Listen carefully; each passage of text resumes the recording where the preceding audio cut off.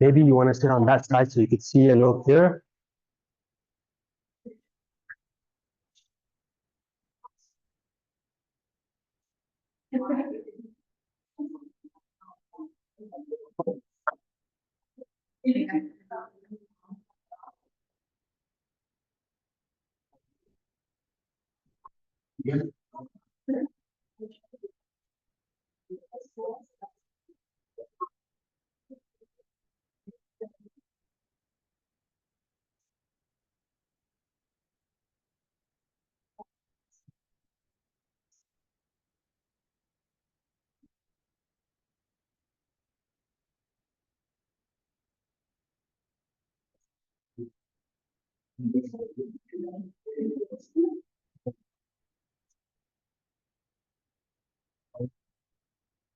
Okay. Yes. Oh, thank you. Thank you so much. I think we're ready to roll. Okay. Thank you, everybody, for coming back for some more entertainment or lack thereof. So we're going to continue our discussion from last week, talking about youth culture and the things that have really broad-based influenced Western culture up until this point, and all sort of the beliefs and the values that behind why our culture is the way it is right now.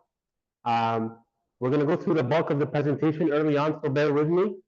And then we're going to take a little break. We'll have 2 case studies.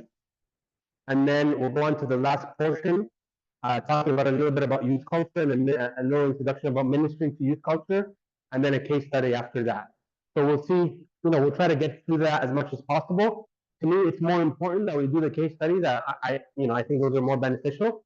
So depending on time, I might be running through the slides a little bit. Everything I talked about is really straight out of the text, so there isn't, I'm not adding too much more. So just something to keep in mind. So let's start. Youth culture. So if you recall from last week,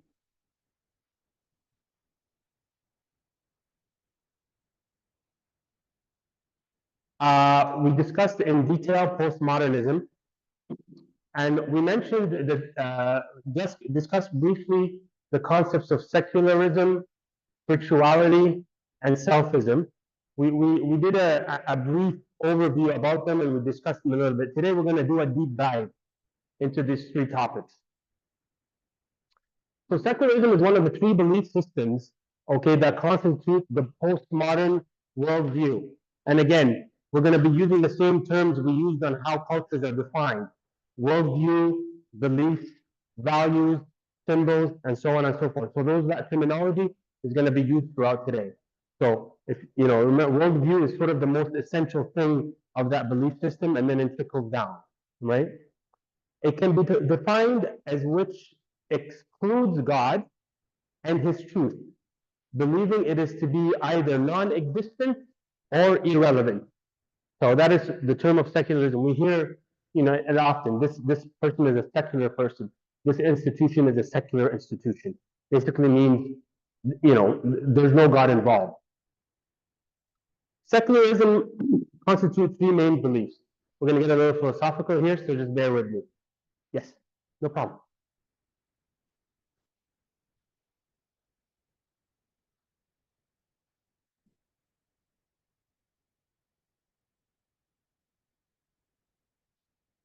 Is the first slide? That's not my view, it's just like, That's interesting. half not Oh, maybe I picked the wrong one. Oh, there's a few. Okay.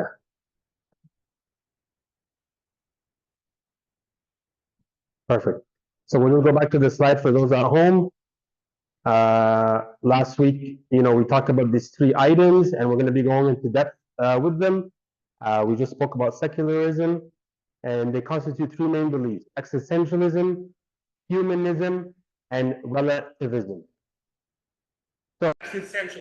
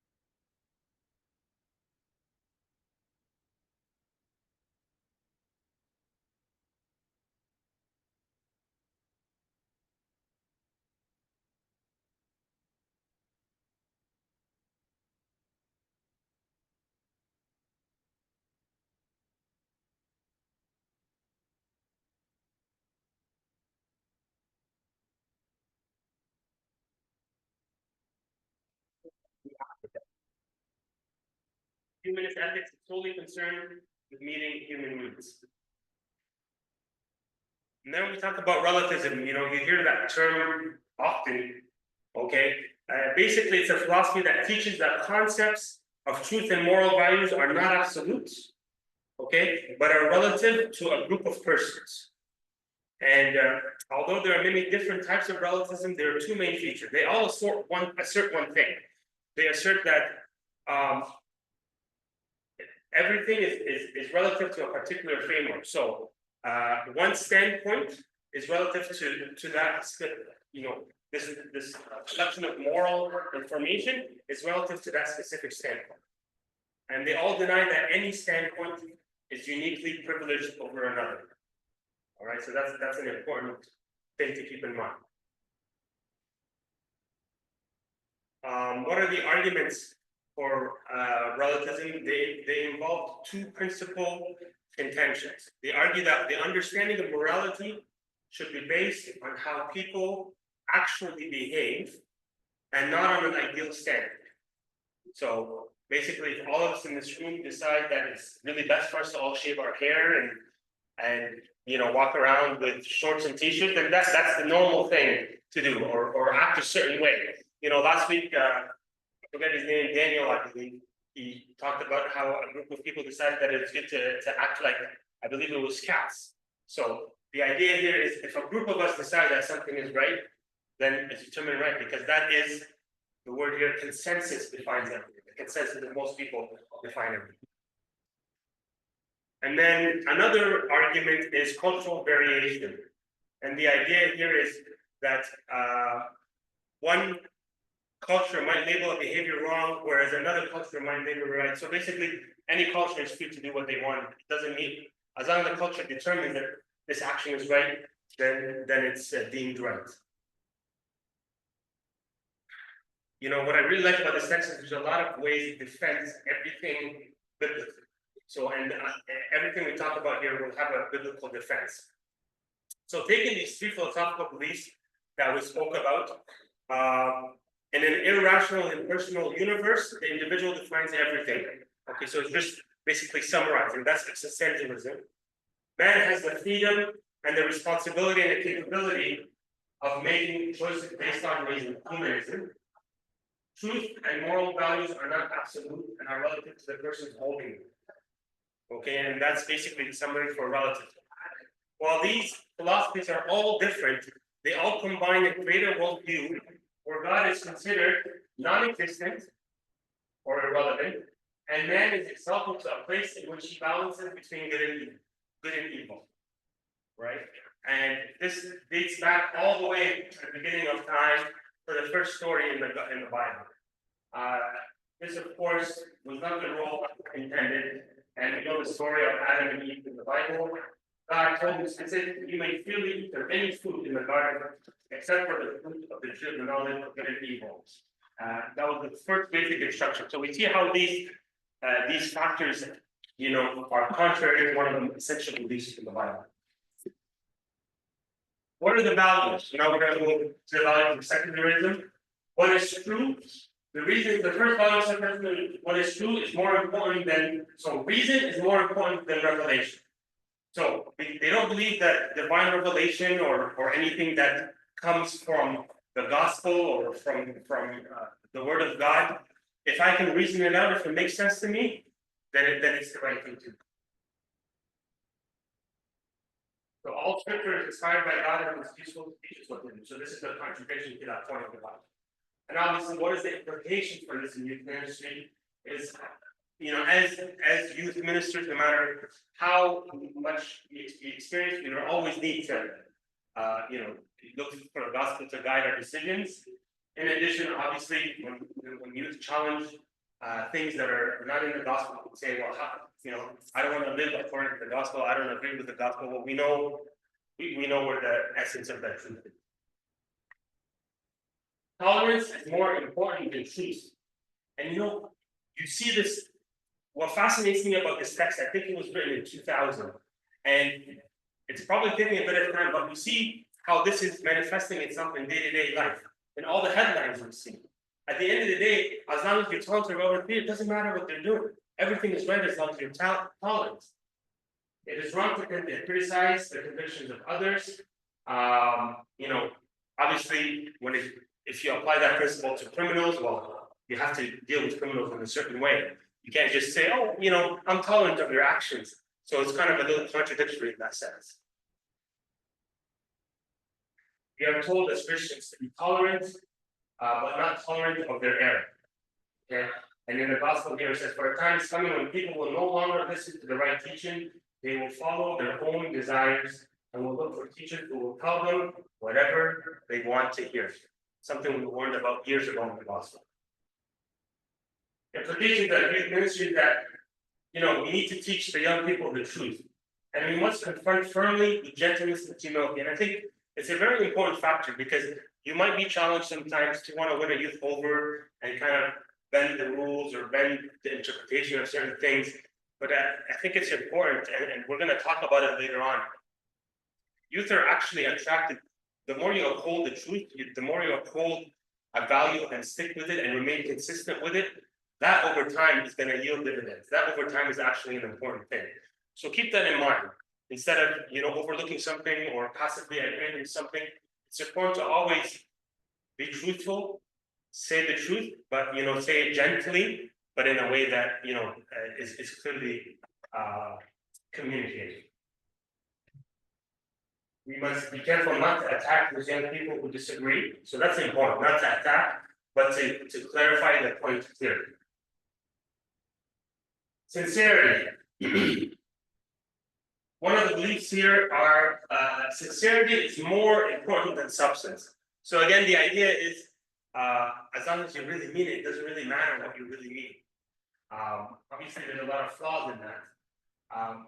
Everyone can be sincere, but truth is by definition a narrow way. So it's important that to know sincerity does not alter truth. Okay, it's possible to be right without being sincere. Just it is possible to be sincere and wrong at the same time. So sincerity really has no effect on the validity or the truth of what you're communicating or belief about. Again, so the implications of this in youth ministry is, for example, as you're teaching a lesson, it's a lot of times youth might be leaving. Your lesson say, oh, this was a great lesson, but I didn't take anything, I didn't understand it. So you might have been very, very sincere, but maybe didn't really communicate something that was clear enough. So you want to keep that in mind. You know, teaching lessons or giving Sunday school lessons is one portion of youth ministry. In my opinion, it's a small portion, but it's also something that can communicate a lot of important things. So you want to keep it in mind. Again, it was a great message, but I can't remember what they said. Then we know we have failed as youth, you know, in youth ministry and communicating our message. What are some of the behaviors of secularism? You have situation ethics. Basically, ethical standards and ethical morals vary depending on the situation that you're in. There are now, because of that, new dilemmas. So traditional things like euthanasia or genetic engineering and so on and so forth has made now man, you know, have the role of God in certain things. And where years ago those things were prohibited and were not really spoken about, now they become, well, if we do that, then it's okay. If it's this situation, then it's fine, and so on and so forth. And you know, the text believes that this belief system has led to what he calls changeable commitments in the young people. So because we're able to twist the truth to however we want, or be able to change our behavior on a fly, it has led to changeable commitments. So there's no absolutes. You can adopt any worldview however you feel good, what's comfortable with your lifestyle, as opposed to really trying to discipline yourself for an ideal worldview. One of the greatest social behaviors he leads how families now, where they used to, there's a lot of family instability now because of this. There's no more people getting married for forever. There's a lot of broken homes because there's a lack of commitment to these ideas. Again, transitory lifestyle. A lot of people moving, families moving, career changes. He talks a lot about how these methodologies lead to people changing careers all the time because if they don't feel like doing it, they just move on. Personal morality is obviously taken a large hit by this. They call it a sexual revolution, or sexual morality really started to loosen up in the 1960s because of the birth control pill, and that has led to a lot of adverse sexual behavior. Now living together, unmarried is a very, very common thing. When a man and a female have a child out of wedlock, it's very common. It's common in media, it's common everywhere. It's become a norm, really. Adultery now is labeled as fair as opposed to, what it really is. And of course, sexual choice, something we talked about briefly last week, and we see it all over the headlines.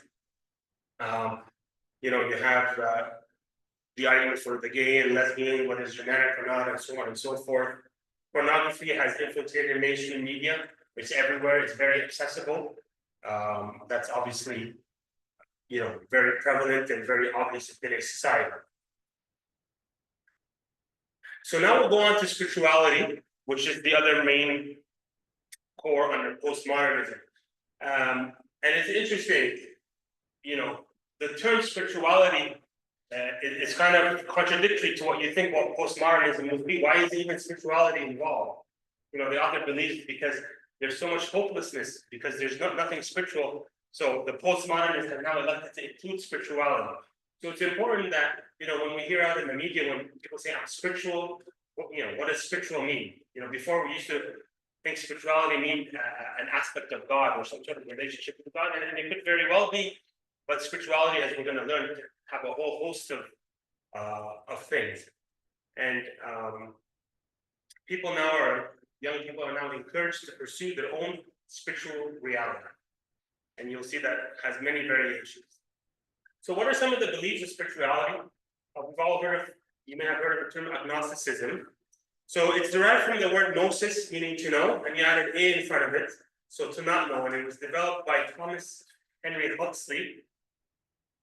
And he found that he had a lot of questions about the existence of God, and he came to believe that no one could, without resorting to the knowledge,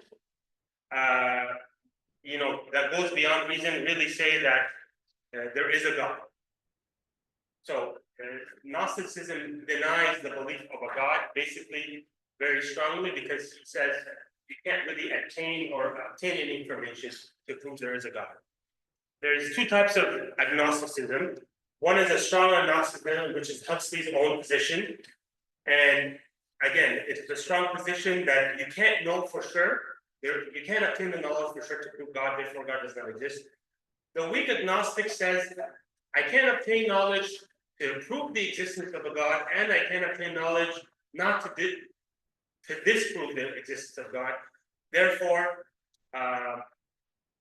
both possibilities exist, but I can't get the information either way, but he still doesn't believe in a God. So. One of the other spiritual beliefs is pantheism. Okay, this gets a little. Pantheism basically means that God is everything and everything is God. And in other words, the world is either identical with God or in some way a self-expression in nature. We'll quickly go through this. You have naturalistic pantheism, which basically means the universe either originated itself out of nothing or has existed forever. You have modern and scientific pantheism. Basically, the design of the universe can be fully accounted for by principles of evolution. Modern or neo-paganism is a revival and reconstruction of ancient nature religions, and then panpsychic pantheism. And the idea is the individual has God within them. And then there's mysticism, again, under the realm or under the tree of spirituality. It's a name of the practice where you have experiences and writings in which different awareness and reunion with God is the ultimate or is the main focus. And mysticism, in its broadest sense, also includes various occultic practices and emphasize communication with the spirit world. The basic tenets are to regard God as the outside, which rises to God by successive stages. So, the reality beyond the material world is uncreated. You approach that reality through a series of steps and rituals. You've seen probably a lot of these things in movies. Reality approaches you through grace or a teacher. So you have to work to achieve God, and there's steps that you have to do to achieve this oneness of God. And it's done usually either through grace or through a teacher, and you're transformed so that you embody that reality by dying or reborn. What are the biblical perspective of this is that, there's just a summary here. God, if he exists, can never be known, agnosticism. God is everything and everything is God, pantheism. The goal of spirituality is the experience of God, mysticism. Okay. Now, while these two philosophies are a little different, they all combine to create a worldview where God, if he exists at all, is something personal, distant entity whom we must somehow strive to encounter. When young people are feeling this way, we can present them with a God who offers hope. It's important to re-emphasize that we don't really, God isn't this distant thing when we have to choose hoops to go to. God is there. He's there waiting for us. The Lord is close to all who call upon him. It's very evident in the gospel. What are the values of spirituality? First of all, creation is more important than the creator. The implication of this, of course, is that it's a man-centered world rather than a God-centered world. The biblical response to this is our purpose is to glorify him, not to satisfy ourselves. His creation is not a means in itself, but to lead people to him. Okay, so the idea is, a lot of these focuses are shifting towards me, myself, and we have to remember we are created by God. We are here to serve God. And it's important in youth ministry to develop a God-centered approach to faith. Okay, help them see that Christianity is not about what we get, but acknowledge how we ought to truly live and serve God. And this is a common theme, as you see with this age group, it's like, what are my rights? Or what about me? And I think the most value to provide, and I'm going to talk about that later on, is to show them really the true essence of Christianity, the true essence of service is to give. It's to give from yourself. That is the higher thing, as opposed to what the world is teaching about consumerism. How can I get? The second value of postmodern spirituality is that pragmatism is more important than principle. And this is very important. The idea is pragmatism is, if it makes sense, if it fits, it's more important than living by a specific principle.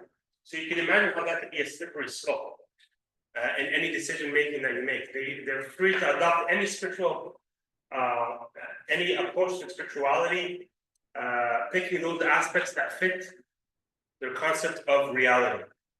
And obviously Christianity is true. The biblical response to this is Christianity is true, whether it seems to work or not. It's very important to emphasize that we're not going to twist the word of God. We're not going to twist the essence of Christianity to fit our own personal lives. That is, one of the main tenets of our beliefs. And in Galatians it said, you are being fooled by those who twist and change the truth concerning Christ. It always boggles my mind how these things happened thousands and thousands of years ago, and it was written in the gospel, and it was experienced by the new believers at the time, and it's still relevant today, probably to a higher degree, but it's still very, very relevant today. It's important in youth ministry that we help them to develop a realistic approach to Christian faith. And when things don't appear to work for them, let's try not to just have simplistic answers, but have them work through the answers so they can really understand if there's a question they're battling with, or a content or an item or a concept they're battling with. The behavior of spirituality, what is considered acceptable? You have spiritual fascination. People are seeking to feel something. So there's always this endless pursuit of something that makes them feel good spiritually. And this can, manifest itself in spirituality with the occult, whether it be fortune telling. I remember years ago there was the Ouija board. I don't know if that's still around or not. And people experimenting with these sort of things. There's fascination of New Age, where there's meditation or different types of telepathy and so on and so forth. And then you have the concept of spiritual consumerism. And the idea here, he uses the term consumerism with the idea of people shopping around for something that works for them, right? Looking for different things that are easy for them and that serve their purpose. So he says that, if you can't experience, if they're looking for a spiritual encounter or experience, if they can't experience it, it doesn't work, so they move on to the next thing. Again, the same concept here is that if what's in it for me, if it's not gonna make me feel elevated or provide me something that I really want, then it doesn't work, or it's not serving its purpose.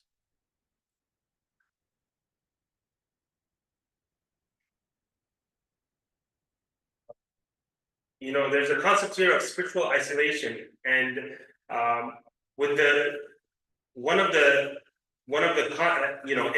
concepts that he talks about here is that few people are relying on meetings or institutions to get their spiritual knowledge, to get knowledge. Right? Everything is now available online. You can get all the information you want online. So you have this idea here of spiritual isolation. So people are kind of developing these concepts or habits on their own without any guidance from experienced people or institutions. And as a result, you have something, what he says, called tribal isolation. So you have a group of people who have the same thoughts and have the same habits and ideas, and they concur together on their own, and they kind of create these ideals together. We know that in youth ministry, it's incredibly difficult to get young people to commit to a program, a structured program, and it's more appealing to them to just hang out with friends and continue this constant message of, tribalism. So you want to keep that in mind as you're serving them. And then finally, we have selfism. And this is the third belief of, or third main tenet of postmodernism. And basically, the idea here, it is a self-centered approach to life. Okay. What are some of the beliefs of selfism? We have narcissism, which is derived from Narcissus, a young Greek man who refused all love, and as a punishment for his indifference, he was made to fall in love with his own image in a pool, and he became so absorbed in himself that he turned into flower. I thought it was an interesting story. But you know, some of the descriptions of narcissism are self-love beliefs, pride or arrogance, self-promotion, mostly at the expense of others, putting others down and promoting yourself, preoccupation with physical appearance. Self-centered beliefs hold on to the fact that we need to look out for number one. So number one is the narcissist. You know, self-worth beliefs, the idea here is that your self-worth comes from your status in your community, your status in your job, your status in the culture around you. Another main belief is hedonism. And the idea here with hedonism really focuses on pleasure and how that is the ultimate ideal, or that is the ultimate thing that we all aim to achieve. You know, if it feels good to do it, the hedonist lives for the moment. Why wait? Do it now. I see no reason to gratify, to delay the gratification. So under this, you have sensual hedonism, which is the pursuit of pleasure through direct stimulation of the senses. You have purposeful hedonism, which is the pleasure through achievement. And then you have recreational hedonism, which is the purpose of pleasure through activities that relax in order to relieve the stress of life. So you can only imagine all the different variations of what you can do to achieve these things. At the end of the day, if it makes you feel good, that's all that matters. And then you have materialism. And the idea here is the theory that physical matter is the only reality, and that everything, including thought, feeling, mind, and will, can be explained in terms of matter and physical phenomena. So the main idea here is materialism provides status, materialism provides satisfaction, materialism provides a promise of happiness, and it provides security. The more we possess, the more certain we can be about our future. One of the main driving forces of materialism is consumerism. And the idea is that people won't buy what they don't need. So consumerism aims to create needs for people. And people want choice. So you create a need for people and you give them a million choices. What are the biblical perspective on these beliefs? Satisfaction can be found through self-love. And a summary of narcissism. Satisfaction can be found through pleasure.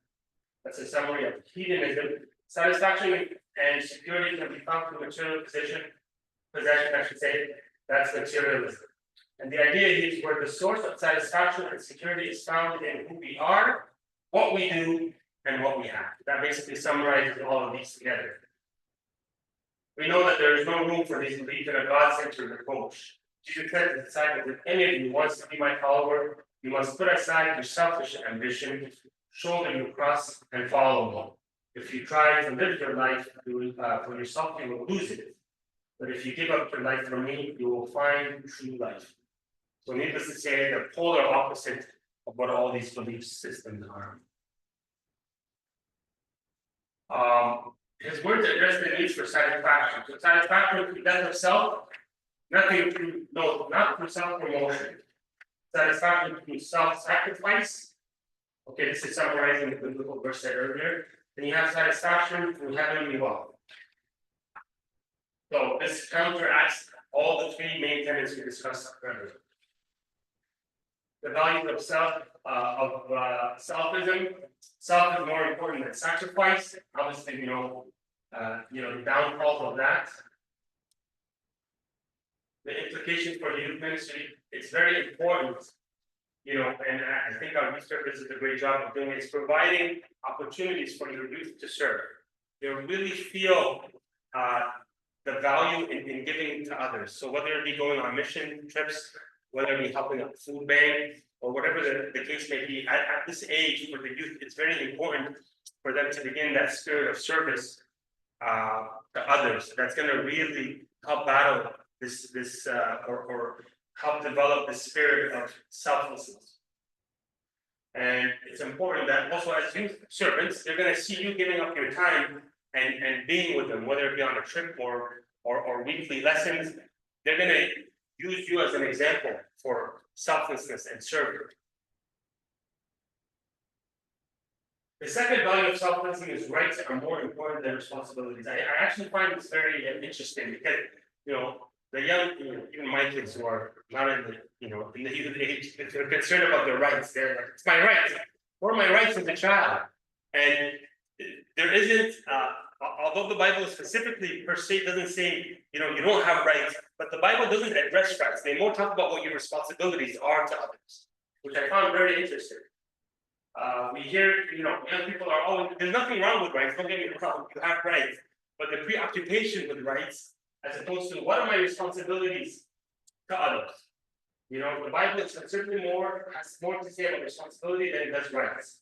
Rights concern what I want for me, where responsibilities are concerned what I want for others, and that typifies Christianity. If I were doing this of my own free will, says St. Paul, then I would deserve payment. But God has chosen me and given me the sacred trust, and I have no choice.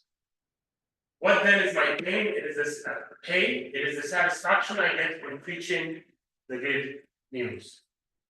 And obviously, the implications of this youth ministry are very evident here. And most importantly, it prevents a consumer mentality and teaches self-denial. And I think, the more we teach them, it's not about you, it's about what you give and you can contribute to society. I think you can really help develop the youth mentality in a very profound way. Convenience, we all know that now we live in a very convenient society. Convenience is more important than character. If you can get it done faster, it's more important than building character. And we know that the Bible really emphasizes character. You can rejoice too when we run into problems and trials, or when they are good for us, they help us learn to endure. And endurance develops strength and character in us.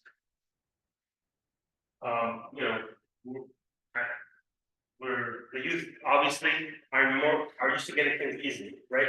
Can you imagine Google? Like, I don't think anybody can imagine a world without Google. Well, we never had Google growing up. We actually had to go to the encyclopedia in the library and actually look up information. Now every question that comes at anybody's head, you just Google. Oh, just Google it. And now Google has become so obsolete that now AI summarizes your Google. So you actually don't even have to think about what you're Googling. It just tells you what information you need to know. But anyways, the idea here is that the tendency to go into shortcuts and convenience, and how the Bible really advises us otherwise. Some of the behaviors of selfism are the obsession with appearance. The emphasis on self in our culture is very important. And this is evident through physical appearance, through fashion, what we wear. Obviously, we all know about the destruction of entertainment, through music. I don't think I need to, emphasize that enough. Media, movies, and obviously information technology, has really created, changed things dramatically. Now they have all sorts of information on their phone. They don't even have to leave the bedroom. It's all on the phone, accessible and easy. This is all pretty self-explanatory. I think we all know the harms of technology on youth today and how, how much of a factor it has. Okay. Thank you so much. Why don't we take a 7-minute break or so, and then we'll come back and we'll have 2 case studies we'll get through, and we'll go from there. Thank you. For our article. And then basically, we can break down into groups, and please discuss the following with regards to the Sephora article.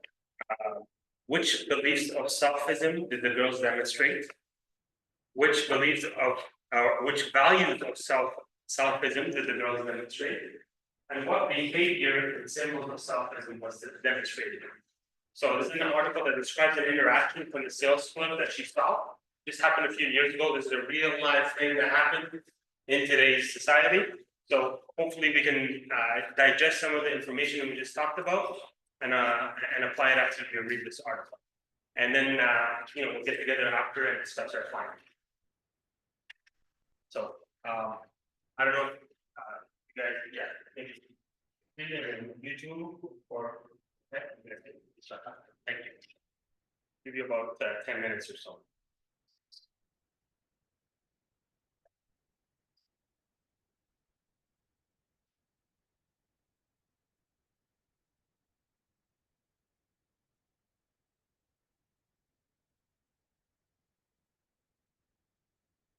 Begin on like I say, we'll start with the group up front here. What do you guys come up with as a group?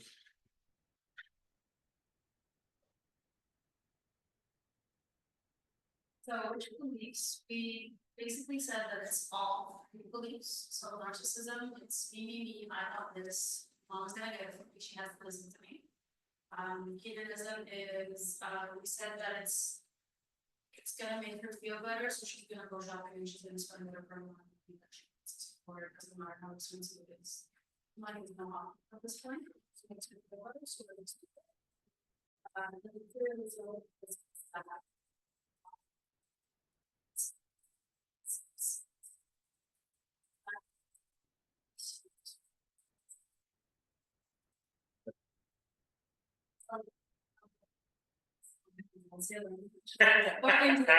Something possible. Yeah. And then kind of a sense of values. It's a sense of value of self. I want this, so I'm gonna get it. I don't care about other people. Like I want to sacrifice the items in my shopping bag because mom's like, this is too expensive. She doesn't. Rights, more of like it's my responsibility. Like it's my right to have these things that are better than things, whether that be station or that I don't even need. I'm just gonna get it because it's my right to have these things that people advertise to people that need. Convenience, yeah, in the same sense, we're like, oh, sure, maybe if it is a working deal, I'm gonna get 3, so I don't have to come back. So I think a 10-year-old is spending $900 at Sephora, they're gonna go and spend that much. Behaviors and symbols, obsession with appearance. So whether it's physical appearance, skincare products, fashion, she's on that trend that everybody's getting these things. I also want to get it. It's just basically mainly focusing on what I want to get. Very good. Thank you very much.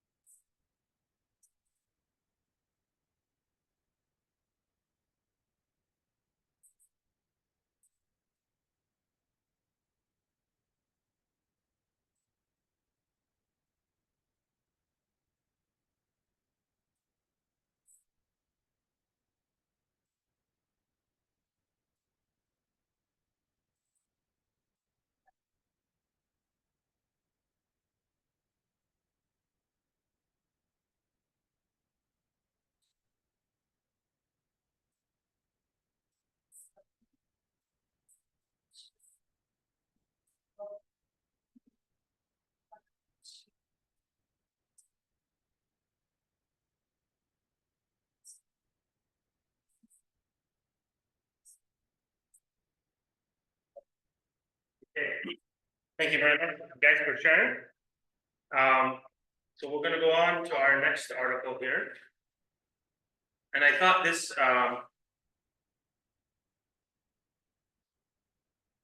you guys have the article, the postmodern crack up. So I thought this was a nice article to just kind of, as we wind down the concept of postmodernism in general and how it influences on culture. This was just an overview article to kind of really summarize like very wide sense of the influence that postmodernism has on society. So after you read this article again together as a group, and the idea here is it's not gonna be like these are kind of a kind of shorthand, like the answers to these are pretty short. It's not an in-depth. This is just an overall reflection. So what event does the author believe had a profound impact on Americans, how Americans view postmodernism? How does he support this? And what precautions does he give towards the end of the article regarding the state of mainstream Christianity? So again, if you guys could read it in a group, have a quick discussion about that, and then we'll share our findings later on. So I'll give you another 10 minutes or so. Thanks.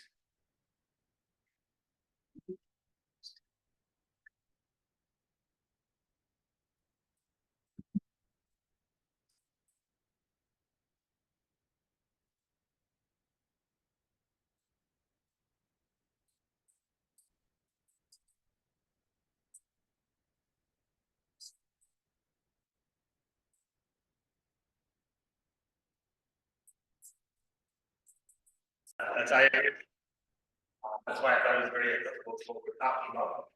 So we'll start on the back here and maybe share your thoughts about the answers that we have on board.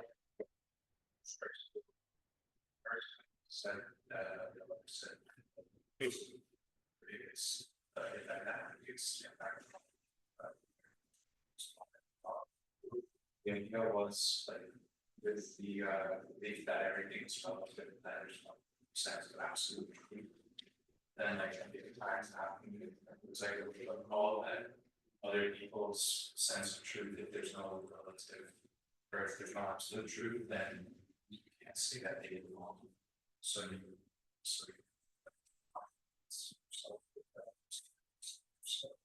that was like a big call to see that there is something.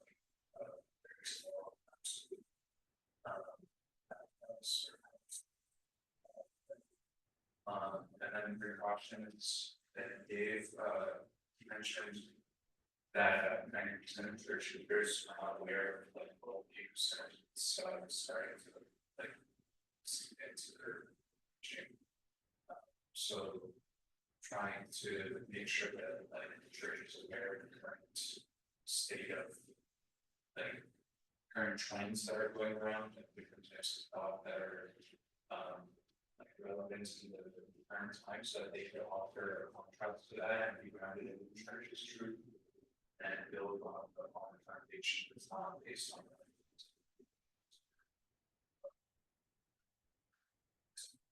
So that was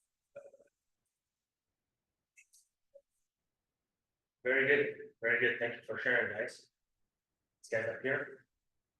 So.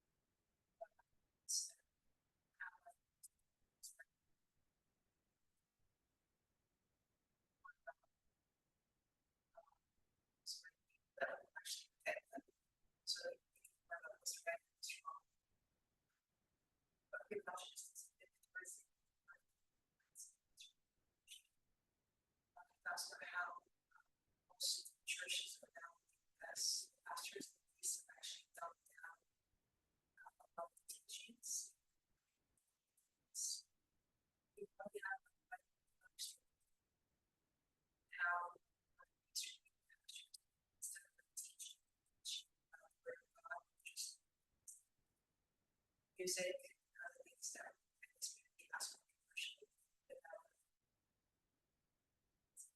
Okay, thank you very much. Thank you, guys.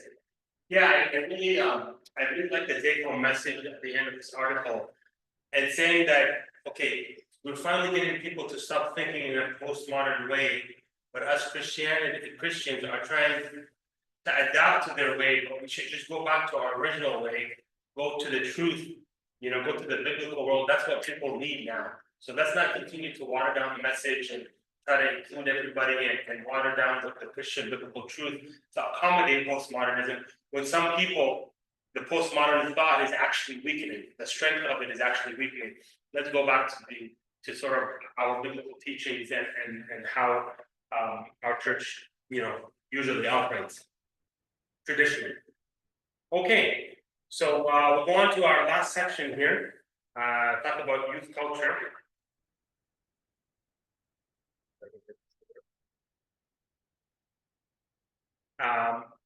This is going to be a shorter talk time for myself, and then after that, we'll break down into one final case study. I will be done for this evening. So, in the previous 3 sessions, we looked at the behavior of culture, what is considered acceptable within postmodern culture. Now, in this session and moving forward, we're going to talk about the influences on youth culture. So, the author speaks about 5 broad trends for youth culture. He talks about universalism, okay, and the idea here is marketing and internet and they call it a global community. So you're influenced by stuff that's going on in China. We're influenced by stuff that's going on in Europe. So there's a lot of influence that's worldwide that has on the globalization of both culture. And then he talks about tribalism. The idea here is people are slowly, and we talked about this theme earlier, people are slowly or youth are identifying with their own culture, whether it be the brands that they wear, the specific culture, subcultures that they belong to, okay? And then he talks about pluralism, which is a further down or a further specification of subcultures where people have more personal taste. He uses terms like grunge and punk and rock. People identify with these cultures. I remember myself when I used to outreach in high school service in grade 9. I went to outreach to youth who didn't attend much, and I remember he came down and it was all like he was dressed, like a hip hop style. He had a bandana, bag clothes, so on and so forth. And it seems I didn't do a very good job outreaching him, and he hadn't come for like a whole year. So next year I outreached him again, and he came down and he was totally like grunge rock clothing apparel, like he had changed 180 degrees in 1 year. So it's something that the youth are going to be looking for to associate themselves with a certain subculture or a certain music or a certain entertainment style. He talks about urbanization. Basically, the idea is a lot of families are moving away from rural areas and going into urban sites, and saying that it's going to has a major influence on youth culture. And then talking about reduction. It's a very important concept, reduction. And the idea here is youth are exposed to things at a much younger age. And I think we can all agree to that. My kids who are preteen are exposed to things that, or asking questions, or coming up with terms, or being aware of things that I wasn't exposed to, or even asked, or even inquired about till well into my high school years. So because of the access to information, kids are a lot more aware of things, and they're more exposed to information. But as we'll talk about later on, it doesn't necessarily mean they're mature or able to process the information properly. It just means that they're aware of it. What are the shapers of youth culture? And we talked about this, it's obvious, the entertainment industry, whether it be music, TV, video games, obviously the internet. I don't need to go that any further. We know that very well. Technology, marketing, schools. That goes without saying. In school, obviously, the school environment has a huge effect on youth culture. The roles of families is obviously very important. You know, and this is something that as you develop a relationship with your youth, it's important to see where that is. It's important to see what does the home look like? You know, is there a lot of love? Is there not a lot of love? What is the history of this youth? You know, what's the situation at home? It's very important how you approach that youth.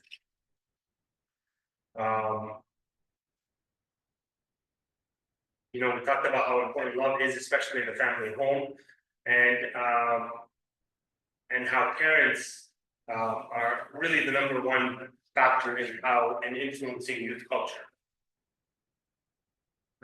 So what are some of the characteristics that this author talks about? He calls it a TV generation. The idea here is they're constantly watching TV, and if it's not entertaining, they won't be paying attention. You know, that's one of the consequences of having a TV generation. You know, he said that, you know, back in the day, we used to watch a lot of sitcoms. I don't know if they still do that, but a sitcom is usually half an hour, and all the problems within the sitcom was solved within half an hour. So he says that they're used to seeing issues in real life being portrayed on TV solved very quickly without any harm, and that can have an impact on youth. The emergence of technology and the speed by which it's emerging has created a technology gap. I know my kids who, you know how to do stuff or use apps on my phone or things on my iPhone that how did you do that? How did you know how to do that? With the advance of technology that's happening, obviously it creates dependence on being plugged in, and as such, because they're always plugged in and being removed from having these personal one-on-one interactions, you'll find that you find it harder to be in silent reflection. They find it harder to focus. You know, there's a lot of studies now on how technology causes these harmful effects on the brain. The lack of focus, the lack of using certain parts of the brain, and how it can have detrimental effects. The phone has enabled them to create what he calls a world beneath. They can text and chat without their parents' knowledge. You know, they really carry a whole world and have a whole relationship from their phone, from their bedroom, and if their parents are not engaged in what they do, they'll never really know. Most of back in the day, when I was growing up years ago, back in the 90s, you know, every phone call, you know, your parents would be able to hear what's happening because you couldn't have a private phone call. They call the landline and everybody can hear. You probably don't even conceptualize it so that people hear. But anyways, it's just funny recalling that. The temporary generation.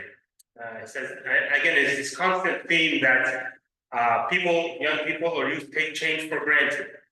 They don't like staying at the same job. You know, they're staying away from marriage or long-term commitments. If they don't like it, they just walk away. And a further aspect of this is it creates a desire for quick and immediate and for the disposable. Fast restaurants, Uber Eats, everything is fast, quick, easy. You know, the idea is if you can't, you know, going along with that, if you can't replace it, rather, you know, things are often replaced then repaired. It creates this sort of consumerism type mentality, and as a result, there's also this troubled generation. They're a lot more, you know, exposed to divorce, neglect, violence, and so on and so forth. And as a result, many are struggling with a whole range of issues. This is a very interesting subtopic, what the paradoxes of youth culture, and I referred to this a little earlier. So the idea is, you know, and he compares a few different things. Intimacy, you know, there's a lot of characteristics as you develop relationship with your youth, you'll find intimacy versus isolation. The idea is here, they want intimacy, but they also want to be on their own. So there's constantly that balance. Okay. You'll find that they haven't learned the lessons or the skills to have real intimate relationships. And by intimate, I mean, you know, not romantic ones, obviously, but ones with real genuine relationships that they're used to being behind the screen. And you can't communicate properly sometimes when you're behind the screen. So consequently, rather than achieving intimacy, they either retreat to to themselves and become lonely, or they search for intimacy in other places. Tribalism versus individualism. So we talked about tribalism and having to be in their own group, but at the same time, youth want to be individual. So there's this paradox. You'll find them, yeah, I want to have a group, but not so much where it impinges on my own individuality. So there's always that constant balance. Spiritually needy versus indifferent to the church. They're gonna want to feel spirituality. They're gonna search for that. They're gonna quest and they want to have that. But at the same time, they may not look for it at church because they feel that the church is not the right place for them there. So you want to keep that in mind. Optimism versus cynicism. The author says here that they have confidence in their ability to succeed, but they're cynical of the world. So they don't have a good view of the world in the sense that the world, people out there are trying to scam them or the world is hypocritical toward them. So they're confident about themselves, but they're cynical about the world. Informed versus ignorant. I think this is a very interesting point. And as I alluded to earlier, the idea is they have access to a lot of information, but it doesn't mean that they actually know or understand fully what is the significance of the information or the importance of it.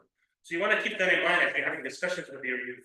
Like they might sound very well informed or they might sound very intelligent, but are they processing the information in a matter of fact way? Rebelliousness versus desire for direction. Oftentimes, the author says that young people have this outward sort of rejection of authority, but the reality is they actually do want to have a leader. They actually want to be told what to do, but they will follow someone who can either earn the respect through unconditional love and sacrifice. So that's the idea. They want to be led. Okay, they want to be led. They want to be given direction, but somebody who respects them as well. Apathy versus passion. And the idea here is oftentimes youth can seem to be apathetic, that like they don't care. But you'll find that if you do give them something that's worthwhile, that you turn on the light of passion in them, they will take something to heart and be very passionate and follow it through. So keep that in mind. Sophistication versus immaturity. Again, the idea here is they're exposed to so much. And so you get the idea that they're sophisticated because they have so much knowledge and they're aware of different world touches and that. So, but at the same time, they probably lack real life skills, and that leads to immaturity. That they lack that idea, that concept or the idea of communicating with people on one-to-one because they haven't had a chance to develop that yet. The same idea with being savvy versus naive. They're tech savvy, they're aware of a lot more things, yet still naive because they lack world experience. How do you respond to youth culture? The text goes to three main questions that a lot of youth ask. Where did we come from? And the lie that is often shared out there is that you evolved from a chance chemical reaction. In the eyes of young people or youth, the implications of this are there is no God. We are alone in this world with no hope. We are a cosmic accident. And life has no, direction, right? There is no designer for life, and therefore no purpose. The result here is a lost personal value, right? The lost personal value. I don't know where I'm going. What am I doing? Implications are low self-esteem and worthlessness when they don't have a purpose. That's the result of that. As a result, there can lead to depression and suicide. The second question is, who are we really? The lie, you are whoever you want to be. And in the eyes, the implication of this man is inherently good, and there's no such thing as a sinful nature. All man needs is for good to find self-expression. There's no absolute right or wrong. God can be found in anything. The result here is a loss of absolute truth. You can see, again, we're moving away from absolute truth. The implications of this are obviously immorality and indecency. The youth could just say, hey, I could just do whatever I want. The truth is in my hand. They can, often lead to crime or violence. And the idea is here, once you head down that road, not only do you have a low self image of yourself, but you treat others the same way as well. And you can only see where that can lead to. Where are we going? The lie that they're told is the future is unknowable. And in the eyes of young people, the implications are you make your own destiny, live for yourself, since we don't know where we're going. There is no final judgment. And the loss here, the result here is a loss of destiny, purpose. Implications again are hopelessness and despair. Some might even go to substance abuse because there's really no, no goal or no end or no goal to their life. So how can we answer these questions? A sense of personal value through relational intimacy. So the idea here is an emphasis on our identity. We are made in God's image when we trust in Christ and He comes to live inside of us. And we have to allow an environment where everyone is valued, right? And an environment where there's trust and acceptance. And that's up to us on the servant to create that, okay? In the Sunday school servants or in any of our relationships. A sense of absolute truth through where else other than biblical teaching. So the idea is a commitment to the authority and reliability of the scripture. So how to present the scripture in very unique ways to really capture the attention of the youth and convince them of it. Bible study that is relevant and engaging, and the expectation that the scripture will be applied. And that's, I think, is a very important aspect as you give your lessons and as you talk. Apply it to their daily lives. Give them practical examples that they can take home and apply it this week from the scripture, straight from it. And finally, a sense of purpose and destiny to a sacrificial mission.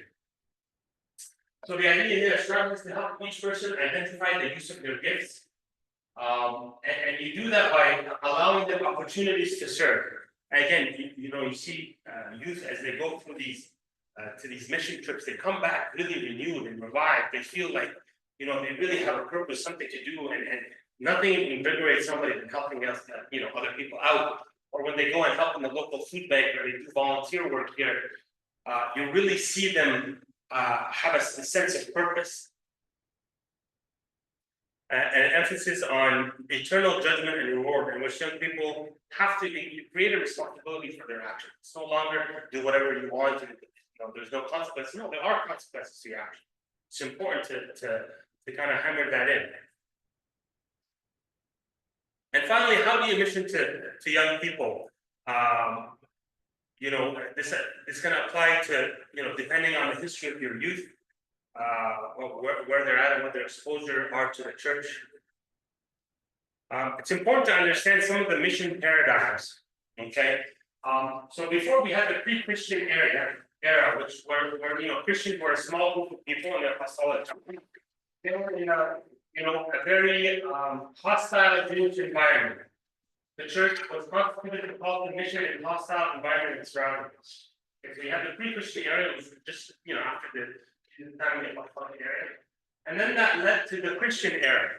So in 313 AD, you have the church was no longer in a hostile environment. It was the most common denomination, and so the church flourished and it permeated all of society. It influenced all of society, and as a result, unfortunately, sometimes is that because of that, the church became, because it was involved in all aspects of society, it slowly started to be influenced and corrupted by the society surrounding it. And now we live in this post-Christian era, which is actually intriguing because it is a mix of hostility and indifference. We all know that Christianity is still attacked on a very daily basis. Yet at the same time, we also know that a lot of people don't care about Christianity. So we're kind of balancing in between those two elements. In order to minister in the post-Christian era, we have to be able to balance the secular versus spiritual. So the idea is, how do you balance spirituality living in a secular world, and how can we, allow it to permeate that way? The clergy versus laity. The author speaks about now, whether traditionally it was the clergy that was responsible for doing all aspects of ministry, but now, the laity has to be involved in, lessons in part of the service. They have a real role. And then talks about how we as a Christian culture need to be, more inclusive and more adaptable to certain aspects. Some of the attitudes to young people talks about, the church being boring or irrelevant. They find the church being judgmental. And the last section here is what young people want from church. So the first item he talks about is truth. And, the author says that although liberalism has caused some churches to really get away from biblical teaching and just have this loosey-goosey attitude towards Christianity, they're finding that young people actually want to hold on to a model. They want to hold on to this ideal. They like to see that consistency. Okay, so they want to be able to hold this clear standard of morality. They're also looking for acceptance. Okay, they don't want to be judged or marginalized, but they want to be accepted as they get to learn the church. They need the church to be relevant to them. They would like a relationship. It's important that, in the church we create an environment for them to have friends, to have community. There's nothing wrong, before or after the service for them and that's a very important driving factor. Their friends and the church they come to will be influenced by them. Authenticity. They want to hear, they respond to what stands in contrast to superficial culture. Youth do respond to that. If it's a clear, consistent message and it's upheld correctly and consistently, they will respond to authenticity. And they want to hear people just like themselves, real people.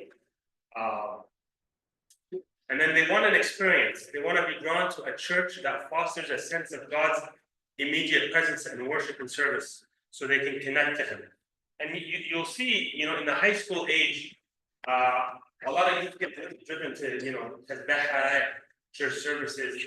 It becomes a really point of passion because, they're looking for Him and they feel God's presence in this experience. They obviously want to be respected. He points out an important point here that young people tend to see themselves as more mature and responsible than those who are older than them might regard them to be. So keep that in mind. As you're treating with them, they want to be treated with respect, they want to be listened to, and they want to be given responsibilities. And that's important that you give them the responsibility in the youth service to take charge of certain activities. They like church to be practical, so always important to maintain. Okay, so we'll go on to our final case study for the evening. If you guys want another 5-minute break, or we get right into it? All right, good. Get right into it. Okay, so based on using the common theme discussed earlier, so they're just the items that I just talked about a few minutes ago. Please provide a detailed plan on how you can deepen a youth's connection with the service and yourself as a servant using the following themes. Please make sure to provide specific example of each theme.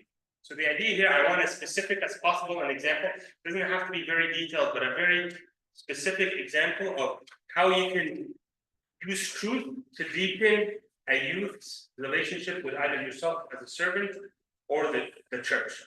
Acceptance, relevance, relationship, authenticity, experience, respect, and make it practical. So we'll give you guys like 10 minutes to see how that works, and then we'll go from there.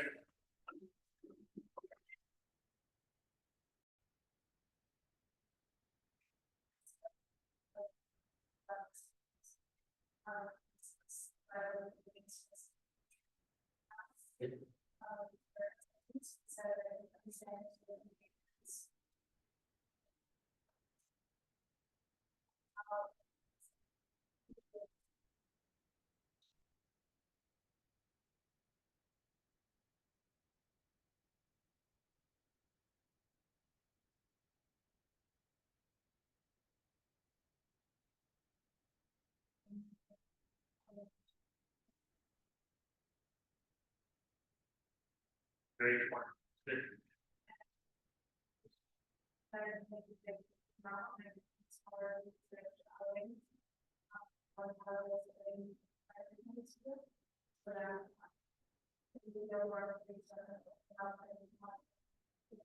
Discussions and I think that's where really.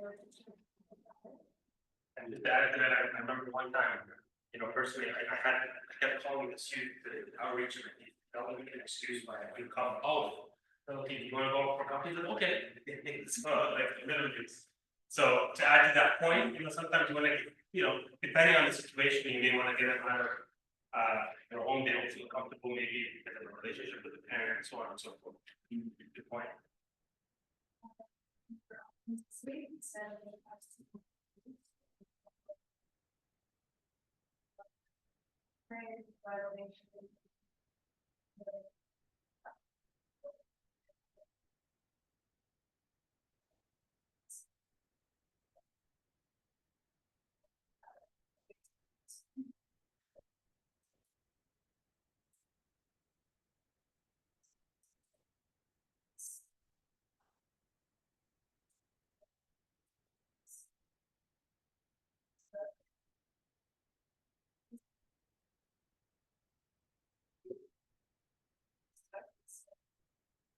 Showing them respect first, study the word, while maintaining practical boundaries that are not to say about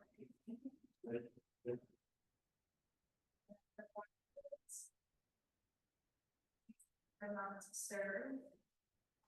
Serves the banks. Shelters.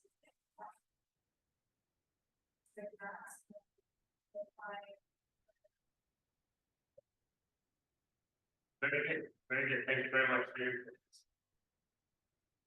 Last, but certainly not least.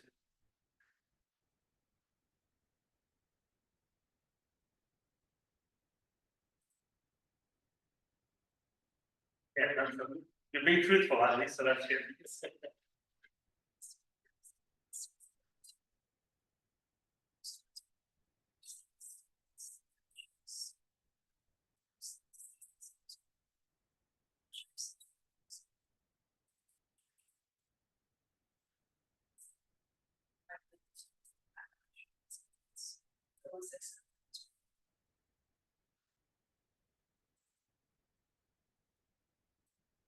to tailor your service.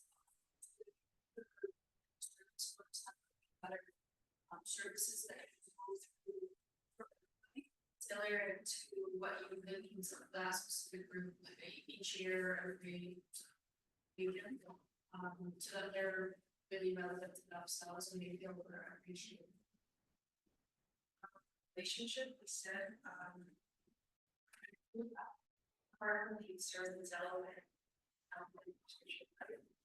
The other things that will strengthen the relationship with them and strengthen the relationship service, like having maybe nights, either like or something where you just come instead of having just having with gym.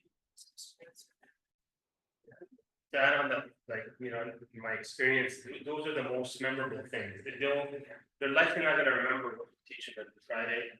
They're gonna remember the trips they've been on to, the camping trips, the experiences you have, so. Usually like requested, they remind you, if you miss it for a month, they'll Yes. remind you. For the rest. Absolutely, yeah.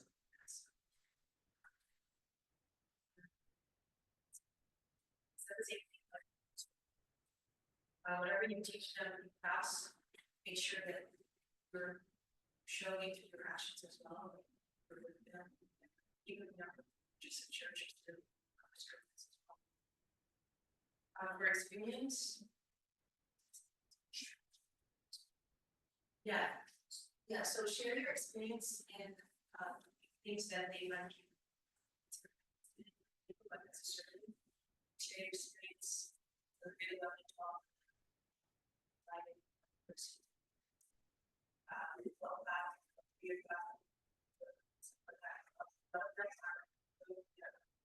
So